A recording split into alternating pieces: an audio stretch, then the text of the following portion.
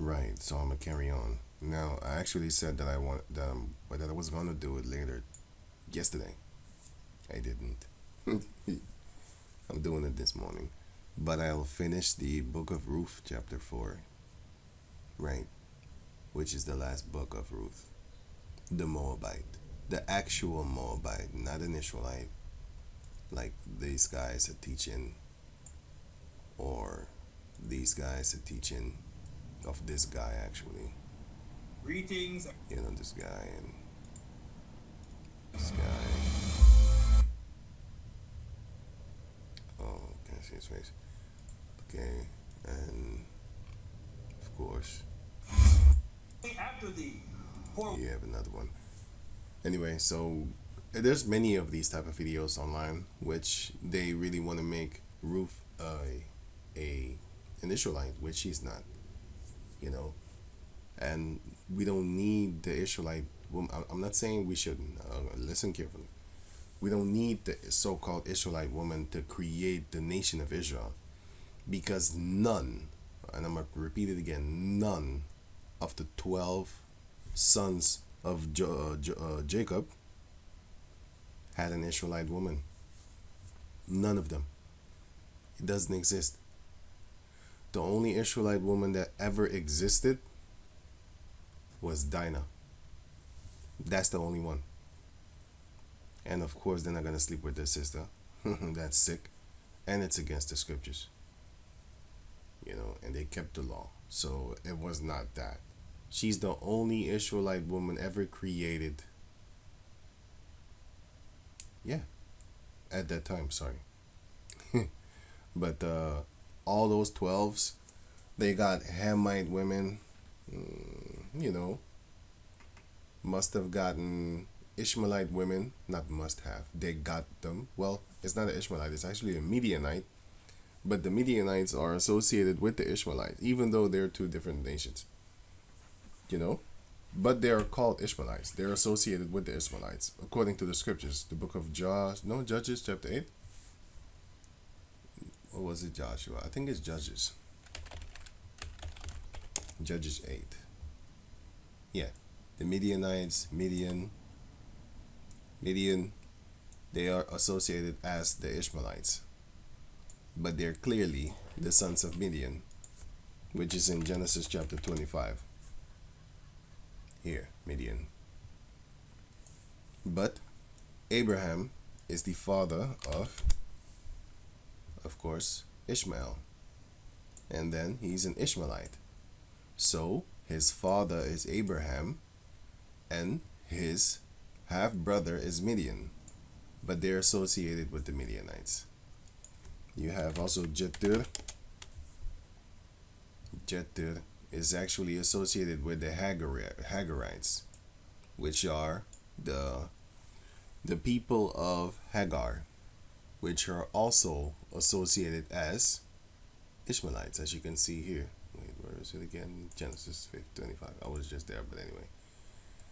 Here, Jetur, Napish, and Kedema. And you can see here, these are the sons of the generations, by the way. Genesis 25:12. Now these are the generations of Ishmael, Abraham's son, whom Hagar, the Egyptian, Mizraim, Sarah's handmaid, bare unto Abraham. And then you will see that Jetur, Napish, and Kedema are Ishmaelites, but they're called the Hagarenes or Hagarenes, and it's the same thing as in the book of 83, Psalms 83, and this here, Hagarenes.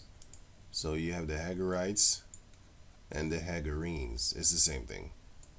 Esau does what he does, but yeah, to the power of the Lord, we're finding out that those are the same people, because the Hebrew says the same thing. And yeah, but these people, they were mixed up with Hamites. So that's why I often say, I said that this is Ham. It's not. It's Ishmael, but they make children with Mizraim. They did that. And then and then when they started to get enough of them, they started to procreate with themselves, but they made children with the Hamites, Mizraim, and that. And in the region, Canaan is there, but to point it out, these are Ishmaelites. Just to cut all the nonsense, so-called interracial thing, because they did that. But to cut off all that nonsense, you are what your father is, and therefore they are Ishmaelites, because Ishmael was cut off from the bloodline, the chosen bloodline, sorry, of because he is the bloodline of Abraham, but not the chosen bloodline of Abraham. The chosen bloodline of Abraham is Abraham, Isaac, and Jacob, and then the 12 sons of Jacob. And we took Ishmaelite women, Midian, for example. What was his name again? Moses took a Midianite wife. He also took a Cushite, if I'm correct. Or was it what was it again? Moses, Ethiopian wife. Anyway, let me go focus on this one before I already lost it for like 6 seconds. 6 minutes. 6 minutes, doggy dog, your own. Ruth chapter 4, verse 1. Then went Boaz up to the gate, and sat him down there. And behold, the kinsman of whom Boaz spake came by, unto whom he said, Ho, such a one, turn aside, sit down here. And he turned aside and sat down. He called them basically, hey, how you doing? Let me talk to you for a minute. And he took 10 men of the elders of the city and said, sit ye down here. So witnesses basically. And they sat down. And he said unto the kinsman, Naomi, that is Naomi, he said unto the kinsman, unto the family member, he said, Naomi, that is come again out of the country of Moab, selleth a parcel of land, which was our brother Elimelech, right? Their family member, the one that died. This is the husband of Naomi, which was a Bethlehemite, from Judah oh boy, Judah Bethlehem. It's found here in verse 1 in chapter 1. Bethlehem, Judah. I said Judah Bethlehem, but yeah, it's the same thing. And they were Ephraimites, which is a place in Bethlehem, Judah. Right. And there's also Zebulon, Judah. Oh, sorry. Bethlehem, Zebulon. Anyway, going on. Wait, what's here? Right, okay, cool. So it says here, and I thought to advertise thee, saying, buy it before the inhabitants, and before the elders of my people. If thou wilt redeem it, redeem it. But if thou wilt not redeem it, then tell me, that I may know. For there is none to redeem it beside thee, and I am after thee. And he said, I will redeem it. Then said Boaz, what day thou buyest the field of the hand of Naomi, thou must buy it also. Thou must buy it also of Ruth, the Moabitess, the wife of the dead family member, which is Elimelech his son, which is the one that had Ruth, and Ophera, which is the other one that had where is it again? Here. And they took them wives. So Malo and Silion took them wives. One got Orpha, and the other one got Ruth. I don't know which one exactly got which, but yeah, they're all three of these. They died, being Judites. They died. Now it says here,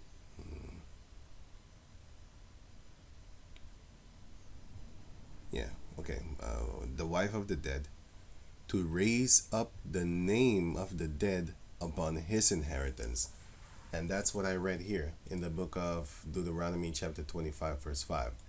If brethren dwell together, even if they're not together, because they wasn't dwelling with them, especially for the last 10 years or something like that, as it is written here in chapter 1. They stayed there for like 10 years. Let me see.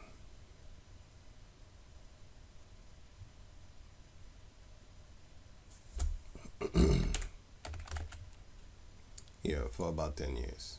They stayed there. So, yeah. And if you read the book of Tobit, you're also going to get examples of facts that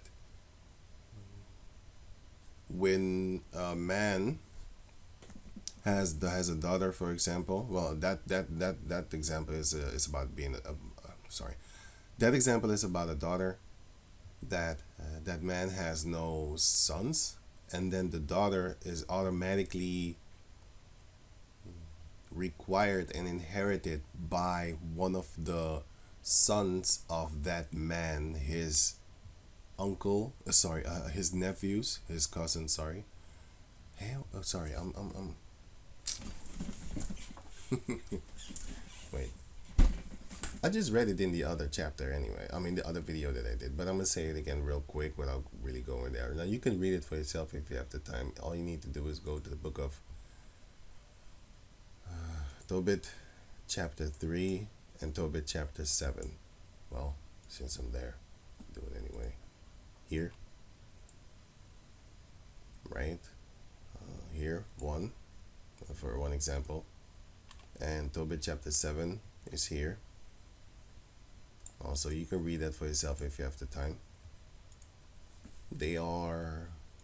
She is his inheritance then, but anyway, up onto that. Okay, so let me read this one quick. If Deuteronomy 25:5, if brethren dwell together and one of them die, or if they're not together, just family members. And also the book of Deuteronomy chapter 27, you can read that for examples. And Numbers chapter 27, Numbers chapter 27. And also Numbers chapter 36. You can read those too if you have the time. I did it in the other video already, but this is the continuation of that video, so yeah, which is, the book of Ruth, chapter 1, 2, 3, and 4. So it says, and one of them die, and have no child. The wife of the dead shall not marry without and unto a stranger. So she can't marry another Israelite. She needs, so it says here, her husband's brother, shall go in unto her, and take her to him to wife, and perform the duty of an husband's brother unto her. Now, if that husband, has no brother, let's say he was, for example, an only child or something like that, well, then it has to go to one of his grandfather, son's descendants, because they're all the same bloodline. Let me show you something. What's it called?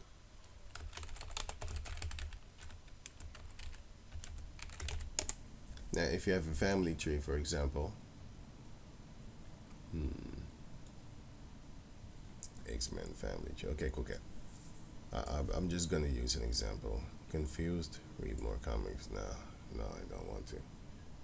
Well. Let me see something. I'm just gonna use something for examples. You know what? I'll use the X-Men thing then. I'll just maybe this one is good too. No. Okay, Jensen.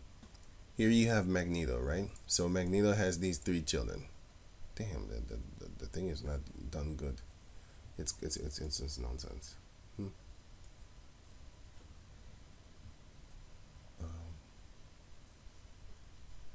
No, here's an example. Let's say these ones, right? Now they draw here a Native American. So this child is actually a Native American, but this female is an Edomite, right? And then this child goes with this Edomite, and then they bring forth an Edomite. Because if it's a boy, then the child will be also a Native American.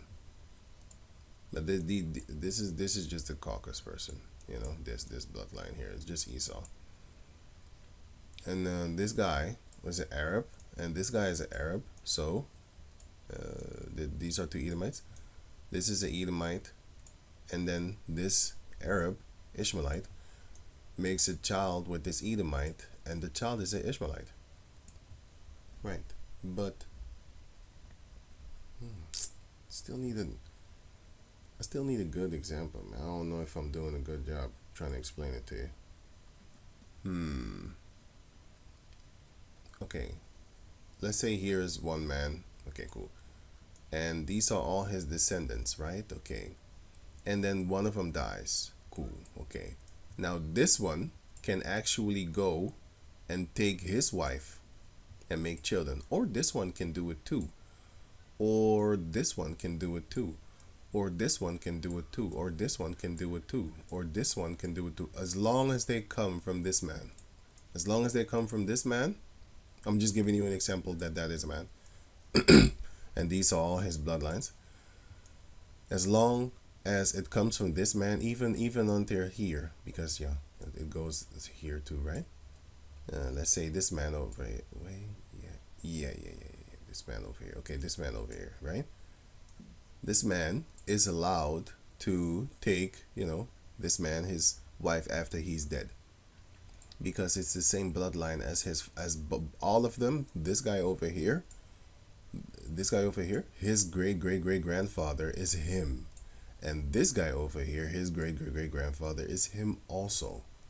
So, any one of this family man, this man that created all these bloodlines, all these people through his bloodline, any man of them is allowed to make a child with her because her husband is dead and she needs a bloodline child from this man then.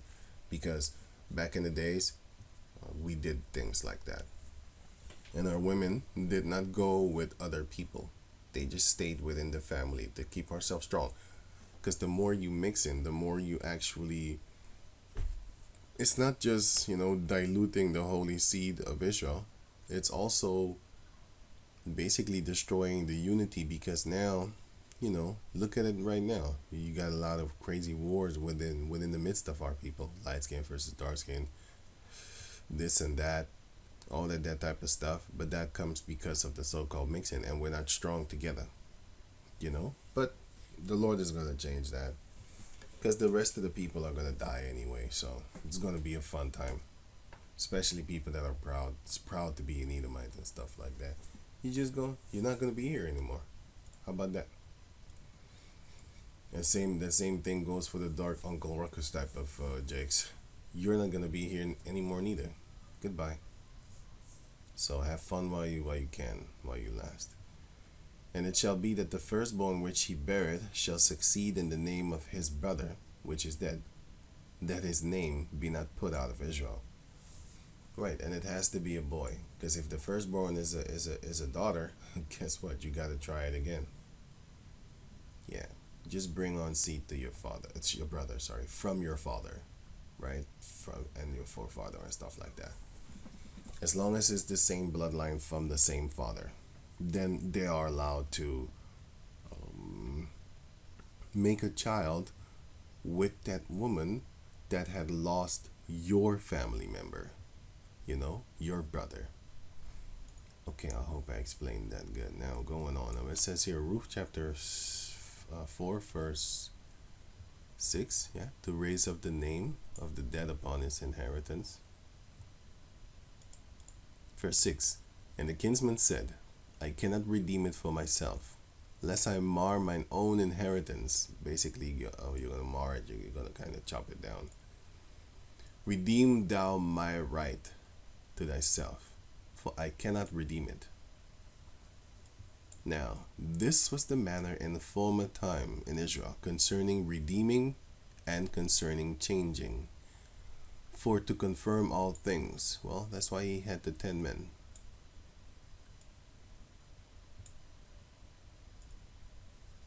Right. A man plucked off his shoe and gave it to his neighbor. And this was a testimony in Israel, also in front of the people. Therefore the kinsman said unto Boaz, buy it for thee. So he drew off his shoe. And then he basically it's a sign of saying, yeah, it's, wait, let me see something here.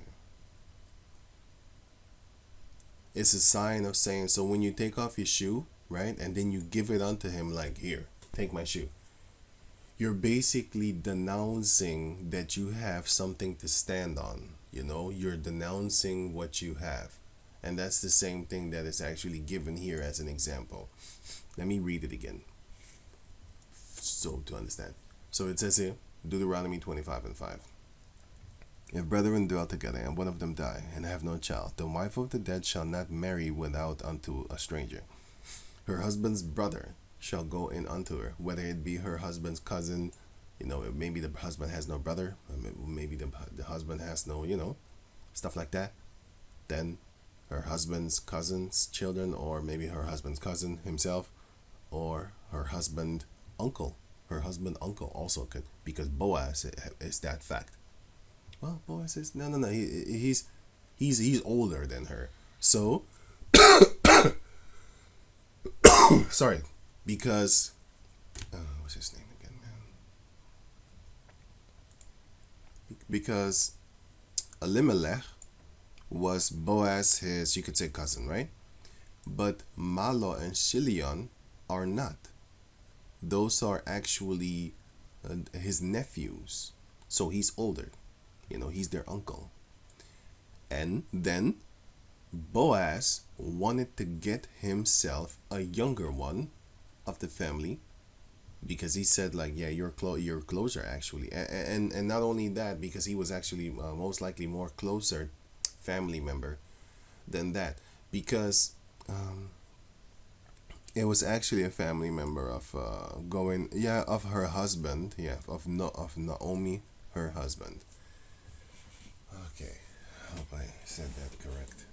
Look, I know what I think in my head, but I hope I'm saying it good. Right, going on now. It says here, and take her to him to wife, and perform the duty of an husband's brother unto her, or uncle, or a cousin. Okay, going on. It's still the brother.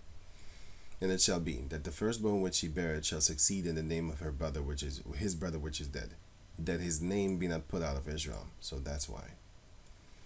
And if the man like not to take his brother's wife, then let his brother's wife go up to the gate unto the elders, just like how he did, just like how Boaz did.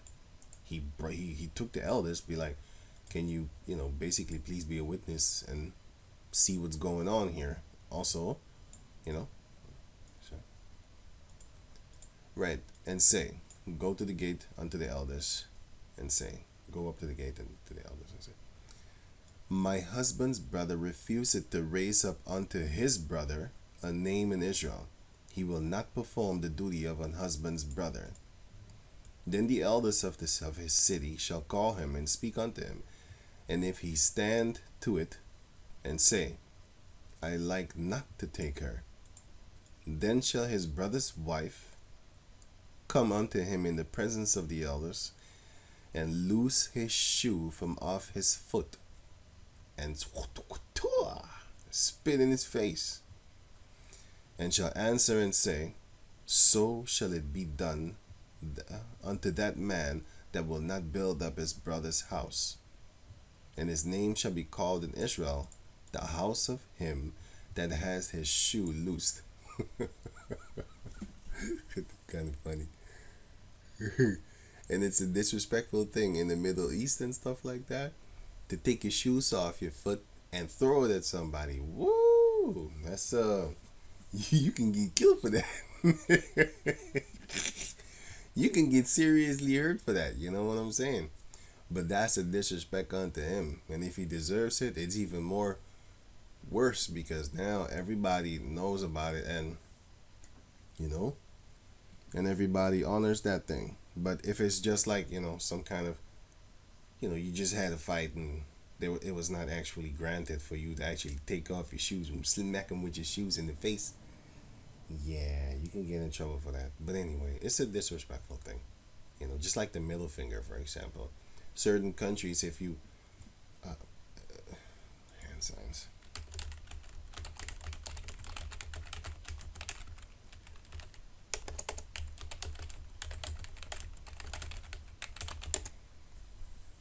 Hand gestures that are rude in different countries, for example. ain't got time for that shit, man. Sorry. You know, I ain't got no time for that nonsense, man. You don't want to do it? What? I've been here before. 17 jesters. Okay. Now, let me see something. Certain countries, this is an offense. That would be an offense. This. In Vietnam, crossing fingers as we would in the U.S. to wish for luck. It depicts a woman's genitals and stuff. It's extremely, and is considered extremely insulting if aimed at another person. It is the hand-signed alternative of calling someone a c-word, a cunt.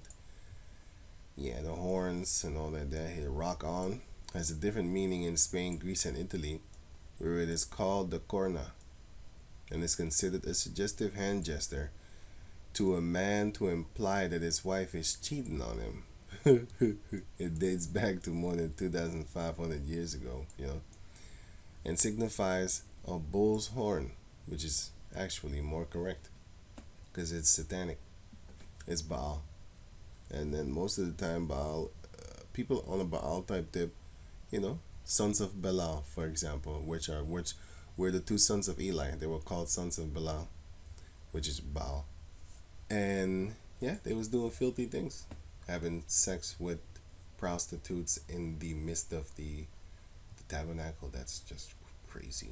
But yeah, they did that, and they died for it though.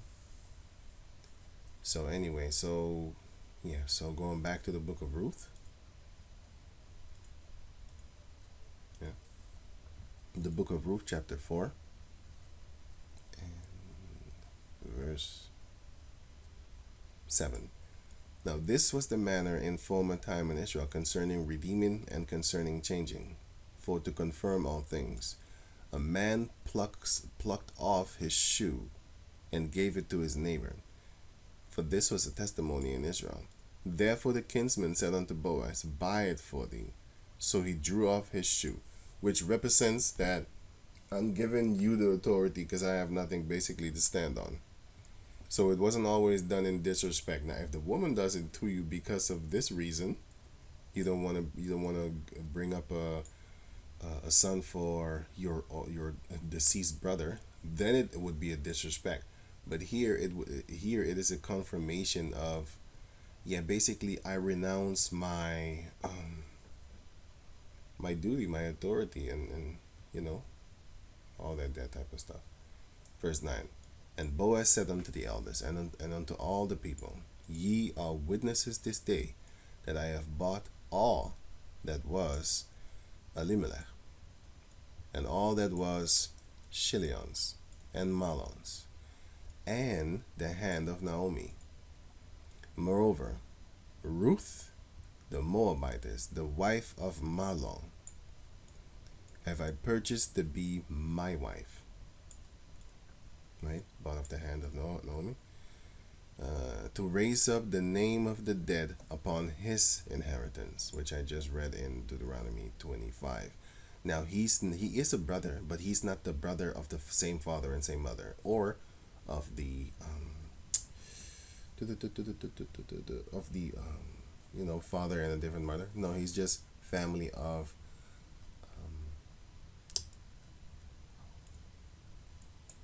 Elimelech. He's just family of Elimelech. Right. That the name of the dead be not cut off from among his brethren, and from the gate of his place. Ye are witnesses this day. And all the people that were in the gate and the elders said, we are witnesses. Yahweh make the woman that is come unto thine house like Rachel and Leah. So they even blessed her like that. They blessed, how you call her? Ruth. And out of Ruth came literally, down the line, Jesse and King David. What the fuck? So she was actually like Rachel and Leah. It should have said Leah and Rachel, but yeah, I know that Rachel was the favorite of Jacob, but yeah. Rachel was the favorite of Jacob, but Leah was older and was his first wife. Which too did build the house of Israel, through Jacob, right?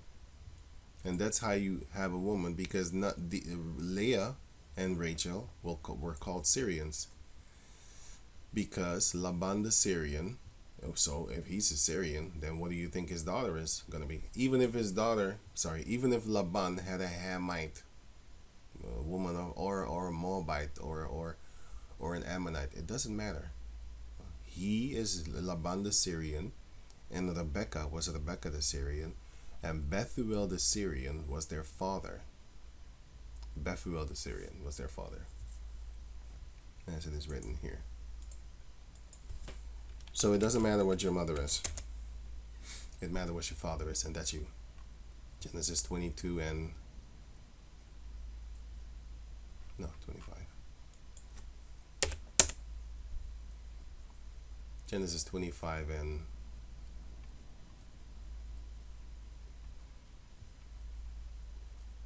20? Yeah, 20. And Isaac was 40 years old when he took Rebekah, the Syrian, to wife. And she was the daughter of Bethuel the Syrian of Padan Aram, the sister to Laban the Syrian, also of basically Haran. Padan Aram is up there in Haran. Here you can see it. Padan Aram. Where is that? Here. Haran is where they went.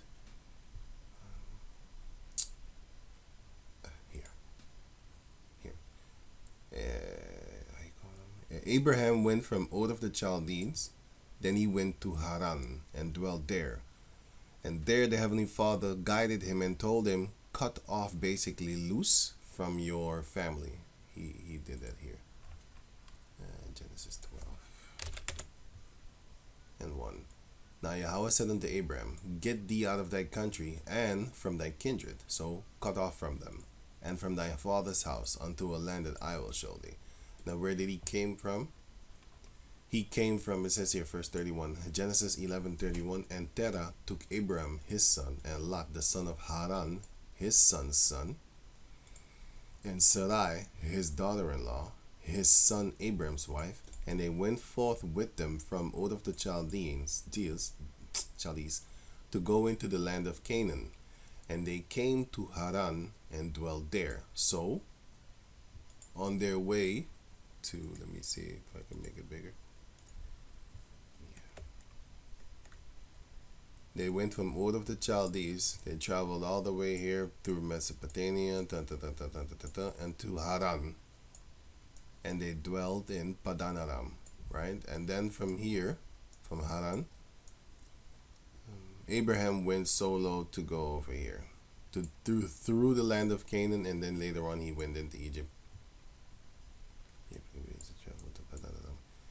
Yeah, Jacob went to Padan Aram also to go get Leah and Rachel. Sorry. Leah and Rachel, he went to go get them there. And then he came back. Okay, right. Padan Aram, Haran, and Padan Aram. This is the land of Aram. Right. Okay, going on. Okay, so that's it. And okay. So which two did build the house of Israel?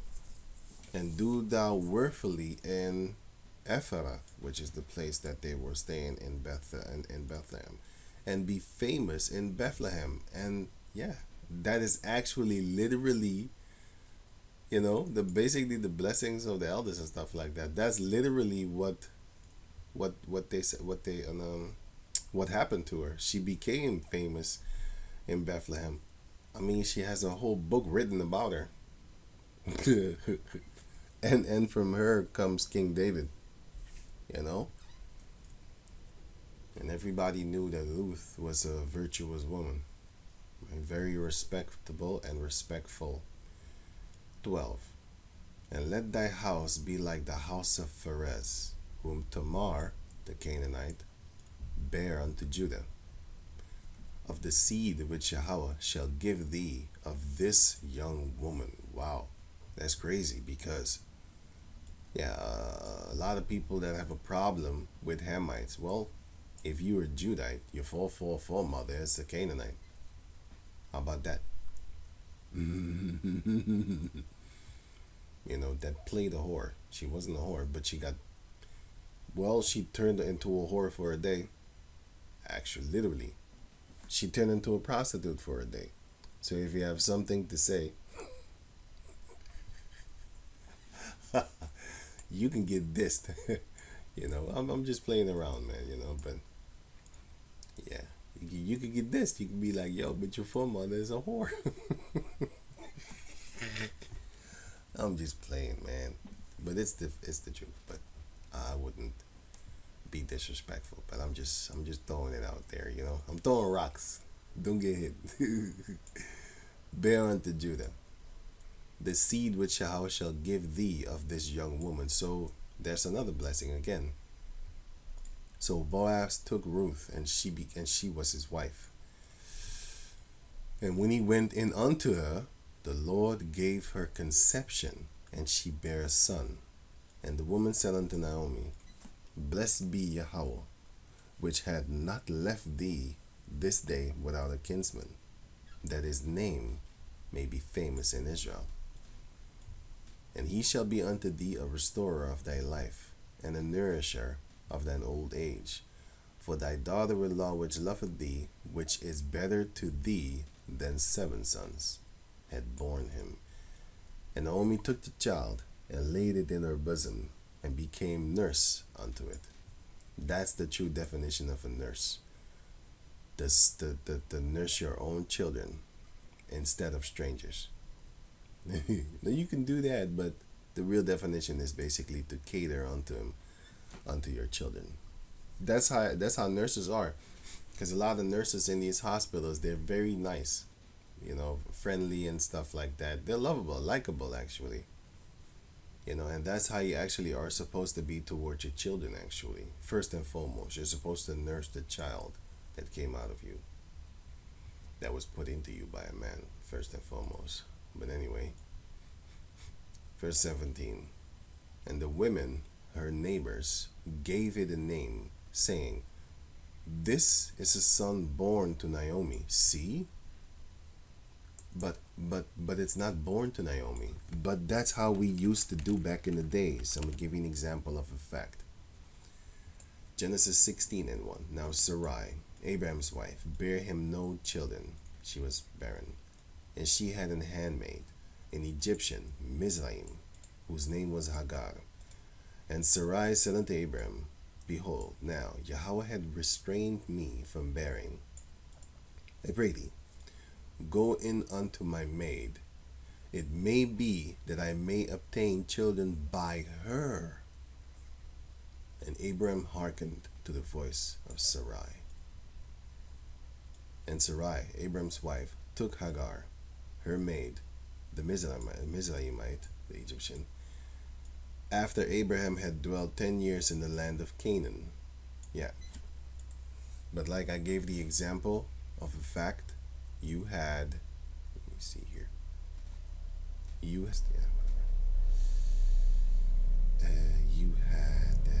dun, dun, dun, dun, dun, dun, dun.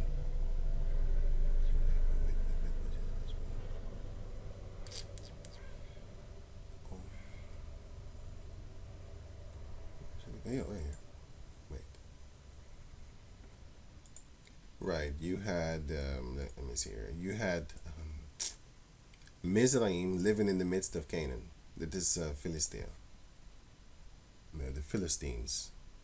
The Philistines. Well, not all of them, but you had Philistines were, look, yeah, here.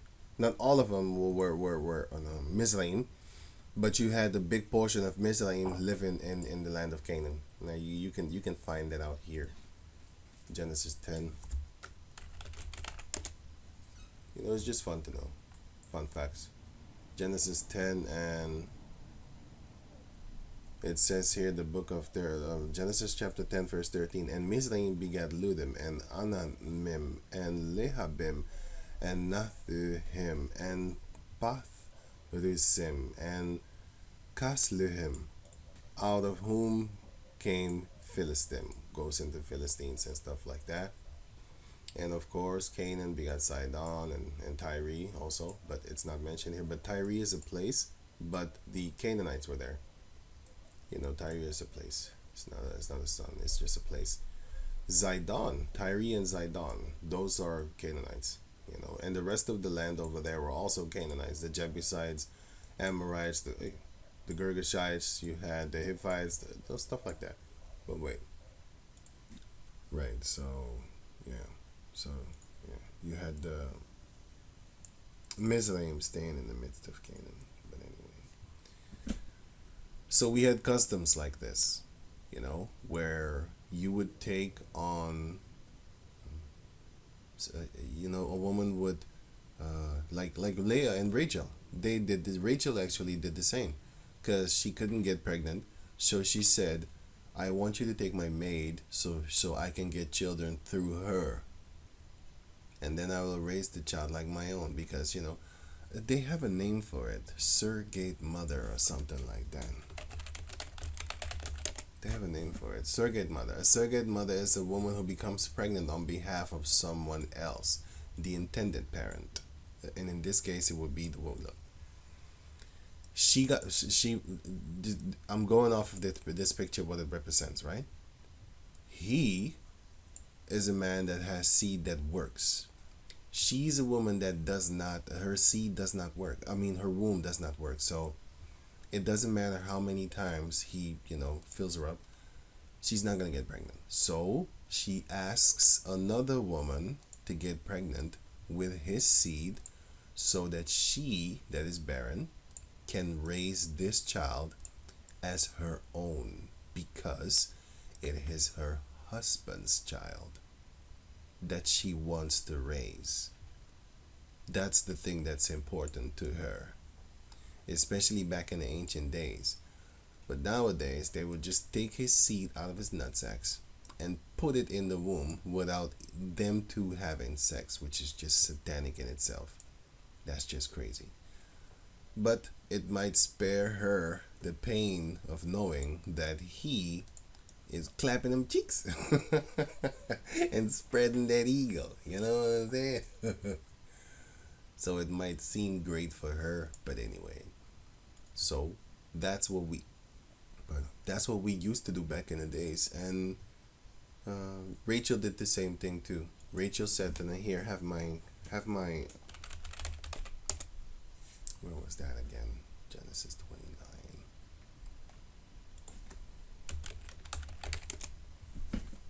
Yeah, 29. 31. So it says here, Genesis 29:31. When Yahweh saw that Leah was hated, he opened her womb, but Rachel was barren. Let me see. Oh, it's next chapter. Then she got the mandrakes, so Rachel got the mandrakes, and let me see something.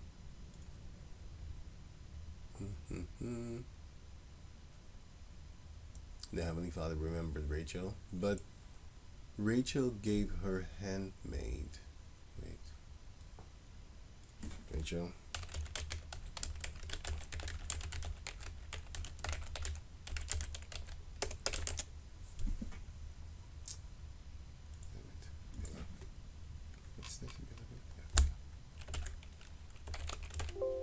What? Bilhah. Oh, here. Genesis 30:2. And Jacob's anger was kindled against Rachel, and he said, "Am I in Yahweh's stead?" Basically, am I the Heavenly Father, who had withheld from thee the fruit of the womb? And she said, "Behold, my maid Bilhah, go in unto her, and she shall bear upon my knees, that I may also have children by her." So that's the custom that we did back in the days, and the people in Syria also did that. The Syrians, from Padan Aram, which Aram is Syria, and Syria is Aram. Ashur is Assyria, So two different things, two different places, and two different ancestries. But they are all associated one to one another because Ashur also spoke the same language as Aram, which is Syria.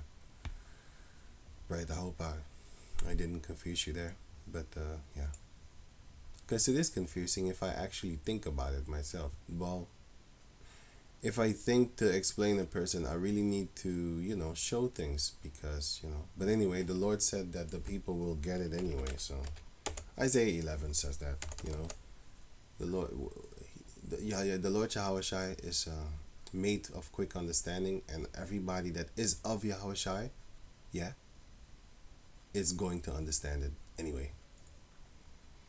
So, this is Ruth chapter 4, verse 17. And the women, her neighbors, gave it a name, saying, there is a son born to Naomi. But Naomi was not pregnant. But I just gave you the example of how that works. Because first and foremost, Naomi had no more husbands and she had no more sons. So, she would get a son of her husband's family through her daughter-in-law, which was Moabite Ruth, or Ruth the Moabitess. And then she would get a son through her. That's how it worked. And that's how it works. No, well, not nowadays, but yeah, the surrogate mother thing. That's what it is. Surrogate mother. That's exactly what it is. And they call his name Obed. He is the father of Jesse, the father of David. Now these are the generations of Pharez. Pharez begot Hezron, and Hezron begot Ram, and Ram begot Aminadab, and Aminadab begot Nahshon, and Nahshon begot Salmon, and Salmon begat Boaz, and Boaz begat Obed, and Obed begat Jesse, and Jesse begat David. Right, so there you have it, the book of Ruth, chapter 4, which is the last chapter of the 4 chapters, of course. And yeah, that's the facts that she was not an Israelite. She was a Moabite. But it doesn't matter if she was a Moabite, because the seed goes to the father. It goes to the father. So, and she was Obed was actually a child of Naomi. Whoa, lost that name there. So Obed was actually a child for and of Naomi, because Naomi was basically too old to get herself children, and she didn't have she wasn't too old, sorry. It's more like, according to her own words, I don't have a husband anymore. My husband is dead and my sons are dead. I have nothing. And now I am happy because through you, my daughter-in-law, I can finally have a grandson. Because my grandson now, therefore, is made by Boaz. And Boaz is the same family member of my husband, which makes him my family now, because I'm married unto my husband. Elimelech. Okay. I'm really struggling with these names, boy. I tell you. Yeah, Elimelech. Right. They're not common names, so anyway. So and then, that's her grandson now. Obed is her grandson. And it is, because it is through her her husband's brother. Not brother, but brother, because family members are named brothers. As you can see that in the book of, let me see.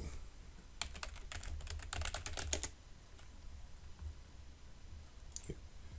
Genesis chapter 14, verse 12.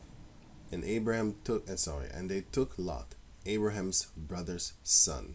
So, that's his nephew. Lot is Abraham's nephew. And Abraham is Lot's uncle, right? who dwelled in Sodom, and his goods, and departed.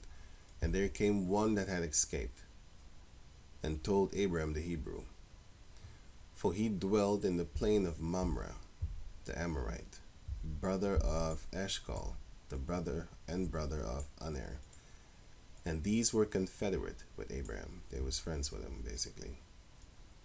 And when Abraham heard that his brother was taken captive, but it just said here that it is his nephew that was taken captive. And they took him. So what is he? Is he his brother or is he his nephew? He's both.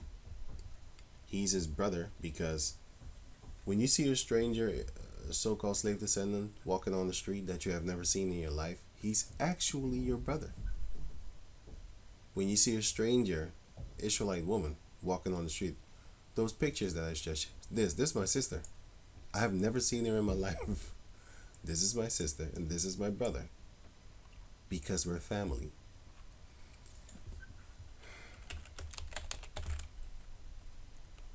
True. Family tree. So, let's say these are the 12 tribes, right? Judah, Benjamin, Levi, Issachar, all that, Naphtali, and all that type of stuff down there, whatever. Right. So everything that comes from them is family. I might be here, and another woman might be here, but she comes from here, or here. It don't matter. It don't matter where she come from. We all come from the same father, then Abraham, Isaac, and Jacob, and then the 12. And I might come from here, and then 6,000 years later, 3,000 and then 2,000, 5,000 years later, which we are in now, right? So this is 3,000 years ago, actually 2000 BC. And then up to 0 is 3,000 years. And then from 0 to now is 2,000. So 3,000 BC to now, 2024, is 5,000 years, you could say, roughly, The reason I say roughly is because the Hebrew calendar has 45 or 54 days. And the calendar that we use right now has 365, some 366. So that's why I said roughly, because 3 years in the calendar that we live right now, which is the solar calendar, the caucus calendar. What calendar? What calendar do we use using today? The Gregorian calendar, Greco-Roman calendar, Gregorian, that's the same thing. Gregorian calendar. Well, the Gregorian calendar has 365 days for 1 year, and the Hebrew calendar has 300.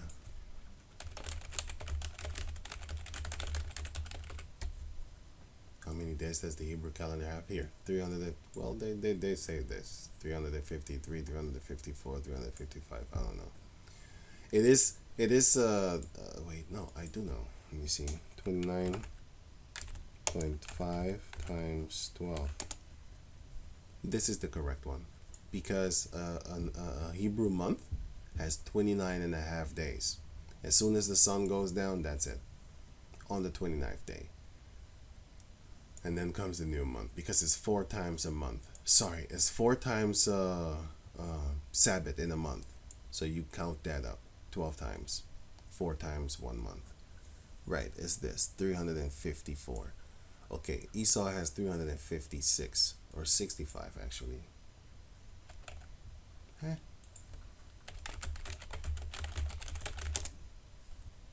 $365, yes. So, if you would count 3 years here in the Gregorian calendar, then and then you put it aside of, let me give this line. This is the how you call that thing? The Gregorian calendar, right? Okay, cool. But if you then would count the Hebrew calendar, then you would have to stop here and then start over again. So 3 years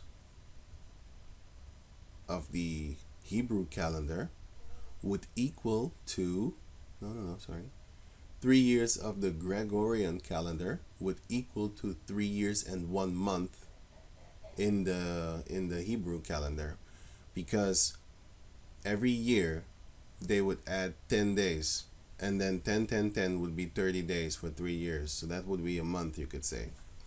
Yeah, so that's why I said roughly 2000, 5,000 years now. Anyway, so that's why I don't want to get into no damn numbers and names and stuff like that, because yeah, it's just a waste of time. Look, I can do it, but yeah, I just want to leave that part, man. Just leave it. The Lord is gonna deal with that. What I'm trying to focus on now is just truth and history's sake, also for history's sake, and of course salvation, because that's the ultimate gift in existence. There's nothing better than the gift of salvation through the power of Yahweh and His Son Yahweh Shai, in the name of His Son Yahweh Shai. Right. So, what is this? Oh yeah, yeah, yeah. So Genesis chapter 14, verse 13. Yeah, already read it. So, and when Abraham heard that his brother was taken captive, okay, cool. So what is he? He's his nephew, but it is his brother. Just like how, oh, just like how she is my sister, brother, and sister, and I never met them a day in my life. This is the first time I ever laid eyes on them. But still, they're my brothers and sisters, right? So with that, I'm gonna say shalom. I think I'm done, right? Oh yeah, want to give other examples as facts. Let me see here. You also have Japanese people with afros and stuff like that. You have these Japanese people that would like our stuff. Same thing as Ruth. Ruth also, you know, like Yahweh Bashem Yahushai, loved them even. Devoted her life unto Yahweh Bashem Yahushai. And she was a respectable woman anyway. And if you think that she's a heathen, so she can't be respectable.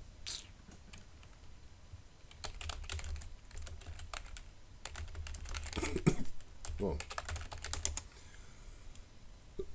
pardon. You have Ishmaelite females, right? No, I had covered. These women will walk around with this thing until death do them part. Very honorable within their own beliefs. I'm not saying this, but I have seen a lot of them that are very, very honorable and very respectful compared to the so-called black woman. I'll tell you that. And yeah, they're very respectful. Definitely compared to the caucus female, because she's a free beast. They have no rules. You don't see them covering their head and stuff like that. The caucus female. But these Arab chicks, they will do certain things that you would look at them like, wow, okay, I didn't expect that. Yeah, they do things like that. I don't want to see these weirdos. I want to see the ones in.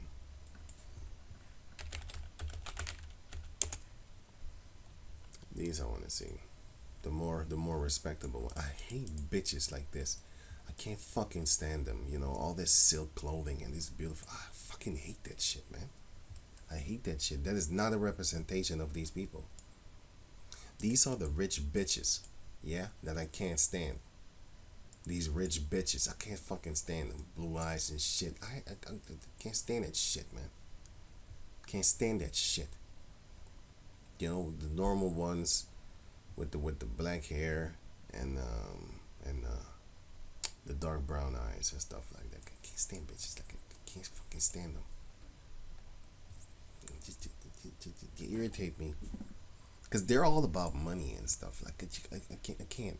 You can kind of scan a person, females especially, by their clothing. You can scan them. No, I don't want you in my facility. You gonna get back in the field. I'm a Micah you. Nobody touch her. Yeah, punishment until death do you part. And chop your fingers off and fingering yourself too. Fuck that shit. You're not gonna be happy around me, I'll tell you that. But anyway, there are a lot of them that don't really cover their face also like that, but they're far more honorable, respectable than these type of beasts. Or these type of beasts. You see, these are some Dubai Arabs. I do not like them, and they don't like us neither. But people from Morocco are a little bit different. The women from there, because a lot of them are Berbers. So you should know what a Berber is. You should know what she is. Okay. You should know what the Berbers are.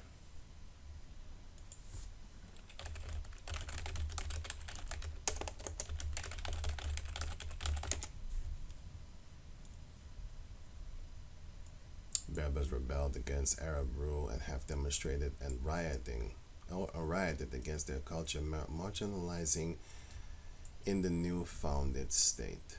Anti-Arab racism. No, it's what do you mean anti-Arab? No, it's anti-Berbers because these fucking Arabs, they're pushy. They're very fucking pushy. Right? I know a few cool Arabs and stuff like that, but don't think that I don't know that their family don't like me. Don't think that I don't know that. Just because one likes you doesn't mean the other 999 like you too. Yeah? And same thing with the Moroccan people. Just because a few like you doesn't mean the majority like you. Okay? And that's what's up. That's the truth. You always gotta know that there's people that don't like you of that race. So I'm not saying dumb stuff like, yeah, I like these Arabs. No. I know they hate me. Yeah?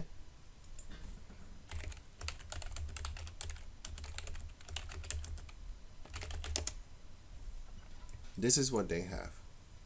They hate you. This is bullshit. This is setup. That's setup, bro. These people you need to listen to. The people that live there. The people that are Muslim, but they are West Africans living in the Arab lands and stuff like that, you know? Those are the ones you should be listening to. You should be listening to these ones, right?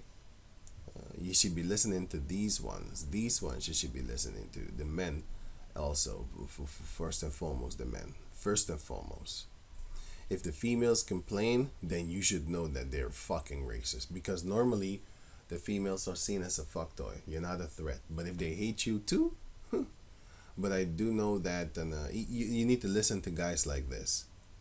Arabs that tell you about the blackface thing, racism that they do there. You know? Listen to these types. Right? Migrants, not slaves. Listen to these types. Even the Cushites. This is a Cushite, you can clearly see in their face. You need to listen to them. You need to listen to the dark-skinned Muslim people and stuff like that, you know, that are being hated, racistly hated against in the Arab lands by, well, I wanted to say this one here, but not this one, because she's holding her hand probably along with her and something like that. Oh, no, this is something, another topic. But the perspective of anti-black here, these fucking regions hate you. Okay? They hate your guts. Right? Now, is it 100% of them? No, that's just stupid. Is it the big majority of them? You mother buster right? You mother buster right? You know? Anyway, so with that, I'm gonna say shalom.